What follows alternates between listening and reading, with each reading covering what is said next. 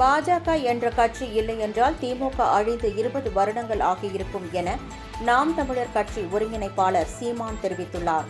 இது தொடர்பாக செய்தியாளர்களை சந்தித்து பேசிய அவர், உங்களுடன் முதல்வன் சரி, இவ்வளவு நாளாக அவர் யாருடன் இருந்தார்? இந்த கேள்விக்கு யாரிடம் பதில் இருக்கிறது என்று கூறினார். தற்போது வீடு தேடி அரசு போகிறது என்றால் இவ்வளவு நாட்களாக அரசு யாரை தேடி சென்றது என்றும், ஓரணியில் தேர்தலுக்கு 6 மாதம் இருக்கும்போது திரள்வீர்கள் என்றும் அவர் அப்போது கேள்வி எழுப்பினார். ஓரணியில் திரள்வோம் எதுக்கு? கூடி கொள்ளையடிக்க, கூடி கொலை செய்ய, கூடி கற்பழிக்க, அதுக்கு தானே. வேற எதுக்கு? கூடி குடிக்க. வேற எதற்காக இந்த ஓரணியில் திரள்வோம்? ஓரணியில் எப்ப திரள்விய? தேர்தலுக்கு 6 மாசம் இருக்கும்போது. அதுக்கு முன்னாடி என்ன பண்ணுவீங்க? என்ன பண்ணீங்க நீங்க முதல்ல சொல்லுங்க.